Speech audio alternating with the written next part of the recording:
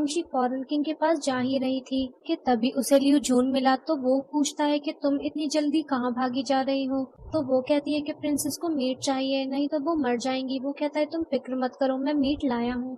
वो कहती है कि क्या ये किंग ने उनके लिए तैयार किया है, आप उनसे कहिए ना कि वो उन्हें पर्सनली देकर जाए, उन्हें अच्छा लगेगा। वो कहता है कि ठीक है, मैं पहले किंग के पास ही जाता हूँ, और फिर वहाँ से जाने लगता है। तो होंगशी उसे रोकती है और उसे ग्लव्स देने लगती है, ये कहकर कि ये तोहफा आपके लिए है, प्लीज इसे ले लीजिए। पर वो कहता है कि इसके लिए तुम्हारा शुक्रिया, पर मैं तुम्हारा तोहफा एक्सेप्ट नहीं कर सकता। वो कहती है कि मैं बस इसे आपको देना चाहती हूँ, पर वो कह देता है कि मुझे इसकी जरूरत नहीं। पर लियू जून के इंटेंशंस भी ऐसे नहीं थे, वो उसका दिल नहीं तोड़ना चाहता था, पर किसी रीजन की वजह से उसे ऐसा करना पड़ा। दूसरी तरफ चीपा की भूख से हालत खराब होने लगती है कि तभी उसे रोस्टेड चिकन की स्मेल आने लगी। तभी वहाँ मुलांग आता है उसके लिए रोस्टेड चिकन लेकर, जिसे देख वो खुश हो जाती है और पूछती है कि बीस्ट क्लेन में तो सब वेजिटेरियंस हैं, तुम्हें ये कैसे मिला। कहता है यहाँ के लोगों के साथ मेरे कनेक्शंस हैं, जिसकी वजह से मैं आपके लिए ये आसानी से ला पाया। वो कहती है बैठो यहाँ। वो कहता है नहीं, मैं कैसे बैठ सकता हूँ। कहती है कोई बात नहीं, तुम बैठो, हम शेयर करके खाते हैं।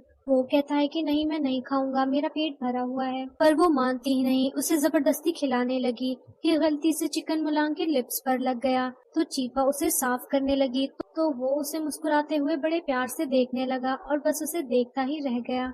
चीपा कहती है तुम मुस्कुरा क्यों रहे हो, और तुम्हारे कान रेड क्यों हो गए, तुम ठीक तो हो ना। तो वो कहता है कि मैं चिकन नहीं खाता हूँ, शायद इसलिए। इसके बाद चीपा वाइन की डिमांड करती है, ये कहकर कि अगर चिकन के साथ वाइन होती तो मजा ही कुछ और होता। मुलांग उसे बताता है कि फिजिकल रीजंस की वजह से बीस्ट क्लेन के लोग वाइन नहीं पी सकते, और अगर वो वाइन पी ले तो ड्रंक होने की वजह से सच भी उगल देते हैं। जिस पर चीपा खुश होकर कहती है कि क्या वाकई में यहाँ के लोग वाइन नहीं पी सकते, कोई मुलांग भी नहीं। वो कहता है कि हाँ शायद, पर आपका प्लान क्या है। वो कहती है कुछ नहीं, मुझे ये बताओ कि यहाँ पे कहीं ना कहीं तो वाइन मिल ही सकती होगी। कहता है कि शायद हाँ, यहाँ मिल सकता है, हालांकि बीस्ट क्लेन ज्यादा वाइन नहीं पी सकते, पर उन्हें वाइन पसंद है। पर आपका प्लान क्या है। तो तब चीपा उसे कहती है कि जब हम दोनों पहले दाशिया स्टेट में थे तो तुम इतने लंबे समय तक मेरी मॉम के पास रहे थे, तो तुम्हें पता होना चाहिए कि मैं इतनी कैपेबल तो हूँ ही कि कोई ना कोई ट्रिक लगाकर दाशिया स्टेट वापस जाने का रास्ता निकाल ही लूँ। इसलिए जितनी भी वाइन मिले तुम सब खरीद लेना। पर मुलांग पूछता है कि प्रिंसेस आपको इतनी वाइन क्यों चाहिए, आपका प्लान क्या है, आप करने क्या वाली हो। तो वो कहती है कि इधर आओ, और उसके कान के पास जाकर कहती है कि मैं क्या करने वाली हूँ ये तुम्हें बहुत जल्दी ही पता चल जाएगा। इसी बीच चीपा मुलांग के काफी ज्यादा करीब आ गई। उसे इतना करीब देख मुलांग की हार्ट बीट तेज हो गई और वो फौरन से उठकर खड़ा हो गया, ये बोलकर कि आपको वाइन चाहिए ना, मैं कहीं से भी ढूंढकर आपके लिए लेकर आता हूँ। और फिर वहाँ से चला गया।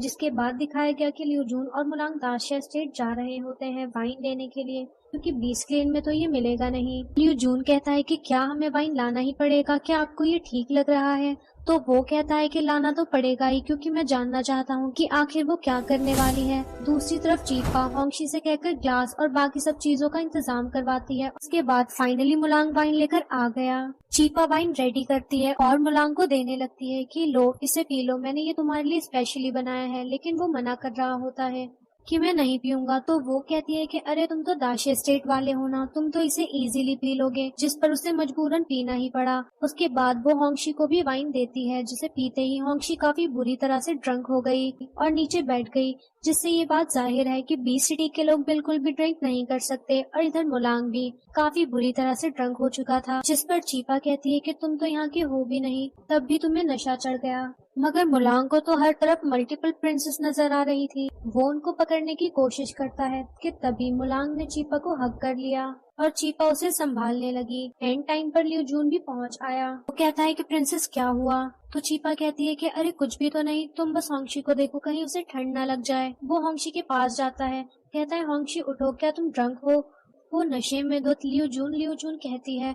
जिसके बाद लियू जून प्रिंसेस से कहता है कि अगर किंग को पता चल गया कि आप किसी और के साथ ड्रंक हो गई हो तो उन्हें बिल्कुल भी अच्छा नहीं लगेगा, इसलिए बेहतर होगा कि हम इन्हें एक्सचेंज कर लें। इसके बाद लियू जून मुलांग को अपने साथ ले गया। जिसे जाता देख चीपा कहती है कि जो लड़के जल्दी ड्रंक हो जाते हैं वो बहुत क्यूट लगते हैं। नेक्स्ट सीन में मुलांग मुस्कुरा रहा था, जिस पर लियो जून कहता है कि आपने वाइन क्यों पी, आपको पता है ना कि हम भी स्क्लेन वाले नहीं पी सकते। जिस पर मुलांग कहता है कि अगर कोई ड्रिंक करने के मूड में ना हो तो वो कभी ड्रंक नहीं हो सकता। और अब मैं जान गया हूँ कि प्रिंसेस आज रात क्या करने वाली है, इसलिए मुझे तैयारी करनी होगी।